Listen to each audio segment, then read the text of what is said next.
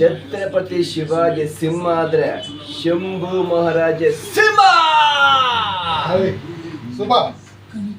ವೀಕ್ಷಕ, ಇವತ್ತು ನಾನು ಚಾವ ಮೂವಿಯ ರಿವ್ಯೂ ಬಗ್ಗೆ ನಾನು ಕೊಡಲಿಕ್ಕೆ ನಾನು ಬಂದಿದ್ದೇನೆ.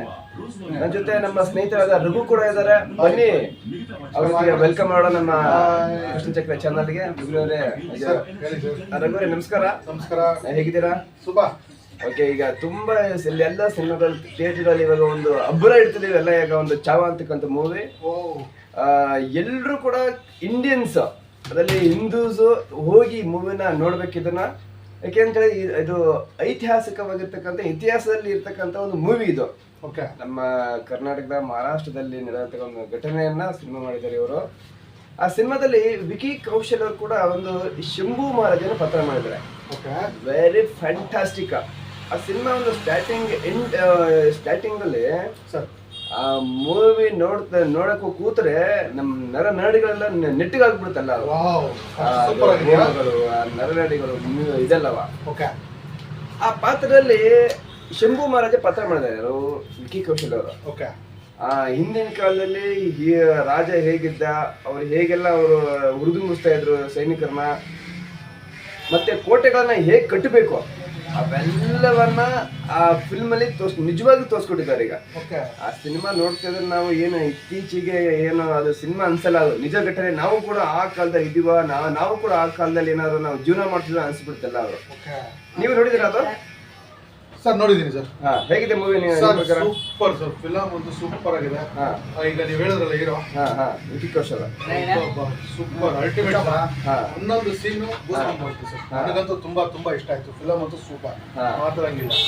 ಹೀರೋ ರಾಜನ್ ಕ್ಯಾರೆಕ್ಟರ್ ಅಂತೂ ಅಲ್ಟಿಮೇಟ್, ಅದ್ರ ಬಗ್ಗೆ ಎರಡನೇ ಮಾತೇ ಇಲ್ಲ. ಇನ್ನು ಅದ ಆ ಮೂವಿಲಿ ಒಂದು ಮ್ಯೂಸಿಕ್ ಕೊಟ್ಟಿದ್ದಾರಲ್ಲ, ಅದು ಆ ಮ್ಯೂಸಿಕ್ ನೋಡ್ತಾ ಇದ್ರೆ ನಾವು ಎದ್ದು ಹೋಗಿ ಯುದ್ಧ ಮಾಡೋಣ ಇಲ್ಲಿ ಔರಂಗಜೇಬ್ ವಿರುದ್ಧ ಅಂತೇಳಿ ನಾವು ಯೋಚನೆ ಮಾಡ್ತಾ ಇರ್ತೀವಿ. ಏನಂದ್ರೆ ಮ್ಯೂಸಿಕ್ ಇದೆಯಲ್ಲ ಸರ್ ಅವರೇ, ವೆರಿ ಫ್ಯಾಂಟಾಸ್ಟಿಕ್. ಕೇಳಿದ್ರೆ ಅದನ್ನ ನಾವು ಕೂಡ ಹೋಗಿ ಯುದ್ಧ ಮಾಡ್ಬಿಡೋಣ, ಹೋಗಿ ಔರಂಗಜೇಬ್ ಹೊಡೆದಾಕ್ಬಿಡೋಣ ಇವಾಗ ಅಂತೇಳಿ ಅನ್ಸ್ಬಿಡುತ್ತಲ್ಲ. ಆ ಕಾಲದಲ್ಲಿ ಏನು ಶಂಭು ಮಹಾರಾಜ ಇರ್ತಾರಲ್ಲ, ತನ್ನ ರಾಜ್ಯವನ್ನ ಉಳಿಯೋಗೋಸ್ಕರ ಅಕ್ಕಪಕ್ಕದ ರಾಜ್ಯನ ಹೊಂದಾಣಿಕೆ ಮಾಡ್ಕೊಂಡು ಆ ರಾಜ್ಯವನ್ನ ತನ್ವಶಕ್ಕೆ ಪಡಿಸ್ತಕ್ಕಂಥದ್ದು. ಮೇನ್ ಆಗಿ ನಾವು ಹಿಂದೂ ರಾಷ್ಟ್ರದಲ್ಲಿ ಇರಬೇಕು, ನಮ್ಮ ಮರಾಠ ಸಾಮ್ರಾಜ್ಯ ಉಳಿಬೇಕು ಅಂತೇಳಿ ಸಾಕಷ್ಟು ಹೋರಾಟವನ್ನು ಮಾಡ್ತಾರೆ. ಔರಂಗಜೇಬ್ ಏನು ಉತ್ತರ ಭಾರತದಲ್ಲಿ ಅವ್ರು ಆಳ್ವಿಕೆ ನಡೆಸ್ತಾ ಇದ್ರು, ಅವ್ರು ದಕ್ಷಿಣ ಭಾರತವನ್ನು ತನ್ನ ಕಂಟ್ರೋಲ್ ತಗೋಬೇಕು ಅಂತೇಳಿ ಅವರು ಉತ್ತರ ಭಾರತ ಬಿಟ್ಟು ಇಲ್ಲಿ ದಕ್ಷಿಣ ಭಾರತಕ್ಕೆ ಬರ್ತಾರೆ. ಶಿವಾಜಿ ಮಹಾರಾಜರು ಇದ್ದಾಗ ಅವ್ರಿಗೇನು ಅಲ್ಲಾಡ್ಸಕ್ಕಾಗಲಿಲ್ಲ. ಅವರು ತೀರು ನಂತರ ಇಲ್ಲಿ ಬರ್ತಾರೆ, ಇಲ್ಲಿ ದಕ್ಷಿಣ ಭಾರತವನ್ನು ವಶಪಡಿಸ್ಬೇಕು ಅಂತ ಹೇಳಿ.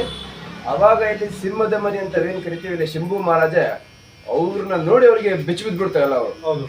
ನಾವು ಸಾಮಾನ್ಯವಾಗಿ ನಾವು ದೃಢ ನಿರ್ಧಾರ ತಗೊಂಡ್ರೆ ಯಾವ ತರ ತಗೋಬೇಕು ಅಂತ ಹೇಳಿದ್ರೆ ಶಂಭು ಮಹಾರಾಜ ತಗೋಬೇಕ್ರಿ. ಯಾಕೆಂತ ಹೇಳ್ತೀನಿ ಕೇಳಿ. ತನ್ನ ಸಾವು ಕಣ್ಣ ಎದುರಿಗೆ ಇರುತ್ತೆಲ್ಲ, ಅದು ಕೊನೆಗೆ ಆ ಸಿನಿಮಾದಲ್ಲಿ ಎಂಡಿಂಗ್ ಸೀನ್ ಇದೆ, ಒಂದು 10 ನಿಮಿಷ ಎಂಡಿಂಗ್ ಸೀನ್ ಇದೆ. ಕಣ್ಣಲ್ಲಿ ನೀರೇ ಬಂದ್ಬಿಡುತ್ತೆ ಸರ್, ಕಣ್ಣಲ್ಲಿ ನೀರು ಬರುತ್ತೆ.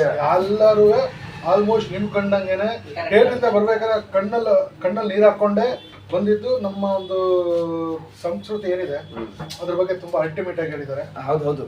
ಇನ್ನೊಂದು ಅದು ಹೇಳ್ತೀವಲ್ಲ, ನಾವು ದೃಢ ನಿರ್ಧಾರ ತಗೊಂಡ್ರೆ ನಾವು ಶಂಭು ಮಹಾರಾಜ ತಗೋಬೇಕು ಅಂತ. ಇದು ಉಗುರು ಕಿತ್ತಾಕ್ತಾರೆ, ಆಮೇಲೆ ಚರ್ಮ ಸುಲಿತಾರೆ, ಉಪ್ಪು ಹಾಕ್ತಾರೆ, ಆಮೇಲೆ ಕಣ್ಣು ಕೀಳ್ತಾರೆ, ಕಣ್ಣಿಗೆ ಕಣ್ಣು ಕೀಳ್ತಾರೆ. ಅಷ್ಟೆಲ್ಲ ಆದ್ರೂ ಕೂಡ ಅದೇನು ಔರಂಗಜೇಬ್ ಹೇಳ್ತಾನೆ ಇವಾಗ ಏನಂತ, ನೀನು ಕನ್ವರ್ಟ್ ಆಗ್ಬಿಡು, ನೀನು ಕನ್ವರ್ಟ್ ಆದ್ರೆ ನಿಂಗೆ ಮಗಳು ಕೊಡ್ತೀನಿ, ರಾಜ್ಯ ಕೊಡ್ತೀನಿ, ನೀನು ಸಾಮಂತ ರಾಜ್ಯ ನೀನು ಆಡಳಿತ ಮಾಡು ಅಂತ. ಅವ್ದು ಯಾವ್ದು ಬೇಡ, ನನಗೆ ಮರಾಠ ಸಾಮ್ರಾಜ್ಯ ಇರಬೇಕು, ಬೇಕಾದ್ರೆ ನೀನ್ ನಮ್ಮ ಇದಕ್ಕೆ ನೀನು ಕನ್ವರ್ಟ್ ಆಗು, ನಾನು ಹಿಂಗ್ ಬೇಕಾದ್ರೆ ಹಿಂಗೆ ಆಡಳಿತಕ್ಕೆ ನಡ್ಸಕ್ ಕೂಡ ಜಾಗ ಕೊಡ್ತೀನಿ ಅಂತ ಹೇಳ್ತಾನೆ. ಆ ಡೈಲಾಗ್ ಇದೆಯಲ್ಲ ರಘುವರೇ, ವೆರಿ ಸಾಲಿಡ್. ಆ ವಿಕಿ ಕೌಶಲ್ ಅವರು ಆ ಪಾತ್ರಕ್ಕೆ 100% ಅವರು ತಮ್ಮ ಒಂದು ಜೀವ ಕೊಟ್ಟಿದ್ದಾರೆ.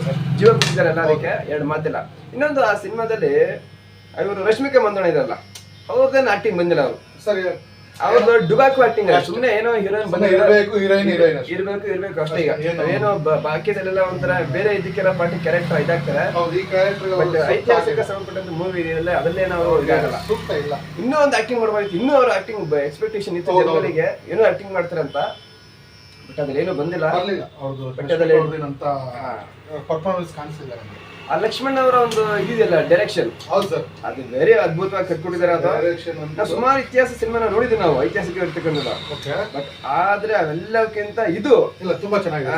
ಒಂದು ನಾವು ಏನು ಆ ಕಾಲಕ್ಕೆ ನಮ್ಮ ಇಮ್ಯಾಜಿನೇಷನ್ ಇದೊಂದು ನಾವು ಹೋಗಿ ನಾವು ನಿಜವಾಗ್ಲೂ ನಾವು ಆ ಸಿನಿಮಾದಲ್ಲಿ ಇದು ಆ ಕಾಲದಲ್ಲಿ ಜೀವನ ಮಾಡ್ತಿದ್ದೇವೆ, ನಡ್ಕೋತಾ ಇದ್ದೀವಿ, ನಮ್ಮ ಮಹಾರಾಜ ನಿಂತ್ಕೊಳ್ತಿದ್ದಾರೆ ನಮಗೋಸ್ಕರ, ನಮ್ಮ ಒಂದು ಇಲ್ಲಿ ನಮ್ಮ ದೇಶಕ್ಕೋಸ್ಕರ, ನಮ್ಮ ಹಿಂದೂಗಳಿಗೋಸ್ಕರ ಅಂತೇಳಿ ಆ ತರ ಒಂದು ಕಲ್ಪನೆ ಅವರು ಇವರು ಕಟ್ಕೊಟ್ಟಿದ್ದಾರೆ. ಅವರು ನಿಜವಾಗ್ಲೂ ಸರ್, ಯಾರು ಲಕ್ಷ್ಮಣ್ ಅವರ ವೆರಿ ಫ್ಯಾಂಟಾಸ್ಟಿಕ್ ಡೈರೆಕ್ಷನ್ ಅಂತ ಎರಡನೇ ಮಾತಿಲ್ಲ ಸರ್. ಹಾ, ಇನ್ನೊಂದು ಏನು ಅಂತ ಹೇಳಿದ್ರೆ, ಆ ಸಿನಿಮಾದಲ್ಲಿ ಕೊನೆಗೆ ಸಿನಿಮಾ ಮುಗ್ದಾದ್ಮೇಲೆ ಸಿನಿಮಾ ಲೈಟ್ ಆನ್ ಆಗುತ್ತಲ್ಲ, ಸ್ಕ್ರೀನ್ ಆಫ್ ಆಗಿ ಜನ ಇನ್ನೂ ಏನೋ ಇದೆಯೋ ಇನ್ನೂ ಏನೋ ಇದೆ ಅಂತ ಕ್ಯೂರಿಯಾಸಿಟಿ ಚೆನ್ನಾಗಿತ್ತು, ಕ್ಯೂರಿಯಾಸಿಟಿ ಇರುತ್ತೆ ಅಲ್ಲ, ಏನಂತ ಇನ್ನೂ ಏನೋ ಬರ್ಬೋದು, ಮತ್ತೆ ಏನಾದ್ರು ಸತ್ತೋಗಿರ ಅಂತ ಹೇಳಿ ಮತ್ತಿನ್ನೂ ಎದ್ದು ಬರ್ಬೋದಾ ಏನೋ ಅಂತ ಹೇಳಿ. ಹೌದು, ಬಟ್ ಅದು ವೆರಿ ಫ್ಯಾಂಟಾಸ್ಟಿಕ್. ಅದು ತುಂಬಾ ಇದಾಗುತ್ತಲ್ಲ, ಅದು ಅದ್ರ ರೋಷ ಬರುತ್ತೆ. ಕೆಲವರೆಲ್ಲ ಹತ್ಕೊಂಡು ಇದ್ ಮಾಡ್ಕೊಂಡು ಅಂತ ಏನು ಬರ್ತಾ ಇರ್ತಾರೆ. ಬಟ್ ಈ ಸಿನಿಮಾ ನೋಡಿ ಮತ್ತೆ ನೋಡ್ಬೇಕು, ನಾವು ಕೂಡ ಆತರ ಆಗ್ಬೇಕು, ಶಂಭುರಾಜ ತರ ಒಂದು ಮಕ್ಕಳು ನಮ್ಮಲ್ಲೇ ಹುಟ್ಟಬೇಕು, ನಾವು ಆತರ ಆಗ್ಬೇಕು ಅಂತ ಹೇಳಿ ನಾವು ಯೋಚನೆ ಮಾಡ್ಕೊಂಡು ಹೊರಗಡೆ ಬರ್ತೀವಿ. ಇದು ನಿಜವಾಗ್ಲೂ ಕೂಡ ಇದು ಕಾಲ್ಪನಿಕ ಸಿನಿಮಾ ಅಲ್ಲ, ಐತಿಹಾಸಿಕವಾಗಿರ್ತಕ್ಕಂತಹ ನಿಜ ಘಟನೆ. ಹೌದು, ಎಲ್ರು ಕೂಡ ನಮ್ಮ ಕರ್ನಾಟಕದವರು, ನಮ್ಮ ಇಂಡಿಯನ್ಸ್ ಎಲ್ರು ಕೂಡ ಹೋಗಿ ಫ್ಯಾಮಿಲಿ ಜೊತೆಗೆ ಈ ಫಿಲ್ಮ್ ಅನ್ನ ನೋಡ್ಬೇಕು, ಬೇರೆಯವ್ರಿಗೂ ನಾವು ಹೇಳ್ಬೇಕು.